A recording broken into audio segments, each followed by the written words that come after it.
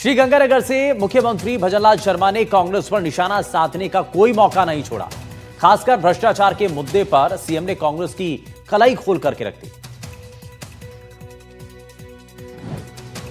श्रीगंगानगर से कांग्रेस पर बरसे सीएम। भ्रष्टाचार के खिलाफ सीएम का खुला संदेश। भ्रष्टाचारियों को भेजा जाएगा जेल। महाराज गंगा सिंह की धरती श्रीगंगानगर से सीएम ने खुलकर विपक्ष पर प्रहार किया। गंगनहर शताब्दी समारोह में मुख्यमंत्री भजनलाल शर्मा ने कांग्रेस पर जमकर सियासी हमला बोला। उन्होंने साफ कर दिया कि भले ही कांग्रेस के एक पूर्व मंत्री जेल से जमानत पर बाहर आए हैं, लेकिन अभी कई पूर्व मंत्री जेल जाने की तैयारी में हैं। कांग्रेस ने भ्रष्टाचार किया है, आप देख रहे हैं। एक मंत्री जेल से छूट के आ रहा है और कुछ तैयारी भी कर रहे हैं जाने की। ये कांग्रेस का हाल है। एक छूट करके आ रहा है, कुछ तैयारी कर रहे हैं अंदर जाने की। अरे भैया, ये भी होड़ लग रही है क्या? आपको ये भी कहना चाहता हूं, एक जिले से बाहर आए तो कोई अंदर जाने की तैयारी कर रहा है। आगे आगे और मैं आपको कहना चाहता हूं, आगे आगे देखते जाइए होता है क्या, क्योंकि कांग्रेस भ्रष्टाचार की जननी है और देश के यशस्वी प्रधानमंत्री नरेंद्र मोदी जी कहते हैं कि भ्रष्टाचारी को नहीं छोड़ेंगे, किसी कीमत पर नहीं छोड़ेंगे। इसके साथ साथ गंगनहर के शताब्दी कार्यक्रम में सीएम ने कांग्रेस पर सिंचाई संसाधनों की अनदेखी का आरोप भी लगाया और कहा कि कांग्रेस ने कभी पानी को प्राथमिकता नहीं माना, क्योंकि उनके लिए सत्ता सबसे जरूरी थी। और कहा कि कांग्रेस नेता यमुना के पानी पर सवाल उठा रहे हैं, लेकिन हमारी सरकार उन्हें पानी पिलाने का काम करेगी। अभी ये कांग्रेस के नेता कह रहे थे, प्रतिपक्ष के नेता, कि यमुना का पानी कहां है। मैं उनसे कहना चाहता हूं, शेखावाटी के लिए यमुना का पानी हमारी सरकार लेकर के आएगी। चिंता मत करिए डोटासरा जी, ये आपको पानी पिलाने का काम हमारी सरकार करेगी, आप चिंता मत करिए। इन सब के अलावा सीएम ने पेपर लीक समेत तमाम मुद्दे पर विपक्षी दल को जमकर निशाने पर लिया। साथ ही सीएम ने श्रीगंगानगर की धरती से किसानों के लिए फिरोजपुर फीडर के पुनर्निर्माण का शिलान्यास किया और गाजर मंडी की सौगात दी। साथ ही गन्ना किसानों की एमएसपी बढ़ाकर उनके चेहरे भी खिला दिए। Bureau report, NDTV Rajasthan.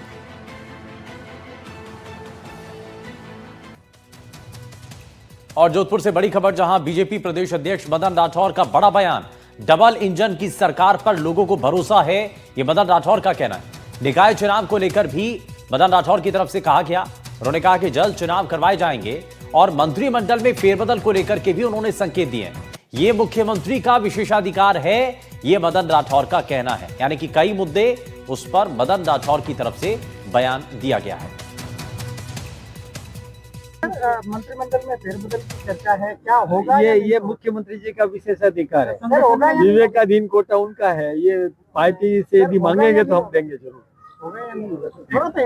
अब देखिए, मुख्यमंत्री जी करेंगे, सोच रहे हैं, करेंगे वो। सादिक खान, अवैध फंडिंग से कट्टरपंथ तक का सफर और उसके साथ इंटरनेशनल नेटवर्क। कट्टरपंथ का एजेंडा, अवैध पैसों का नेटवर्क और इन्हें जोड़ने वाली कड़ी है सादिक खान। पुलिस की बड़ी कार्रवाई में देश विरोधी गतिविधियों के पीछे छिपा इंटरनेशनल मॉड्यूल उजागर हुआ है। फंडिंग, विदेशी लिंक और डिजिटल नेटवर्क, सभी परतें खुल चुकी हैं। लेकिन यह सब कुछ कैसे हुआ, आपको जरा एक रिपोर्ट दिखाते हैं। सादिक खान, कट्टरपंथ का काम, अवैध फंडिंग से कट्टरपंथ तक, इंटरनेशनल मॉड्यूल का खुलासा, अवैध फंडिंग का नेटवर्क बेनकाब, कट्टरपंथ की साजिश, अवैध पैसों का नेटवर्क और इसके बीच में एक नाम, सादिक खान। ईडी ने उस मॉड्यूल का पर्दाफाश किया है जो देश में विचारों की नहीं बल्कि बेहद खतरनाक एजेंडा चलाने की तैयारी कर रहा था। अवैध फंडिंग, विदेश से हवाला और कट्टरपंथी संगठनों से लिंक, एक एक परत खुल रही है। राजस्थान में मनी लॉन्ड्रिंग से जुड़े एक बड़े नेटवर्क का पर्दाफाश करते हुए ईडी ने बीकानेर के अल फुकरान एजुकेशन ट्रस्ट के पूर्व अध्यक्ष को गिरफ्तार किया है। आप देख सकते हैं मेरे पीछे जो मोहल्ला है वो इसी मोहल्ले में ये जो ट्रस्ट है ये संचालित किया जाता था और यहाँ से ही पूरी मनी लॉन्ड्रिंग का जो सिस्टम है उसी को संचालित किया जाता।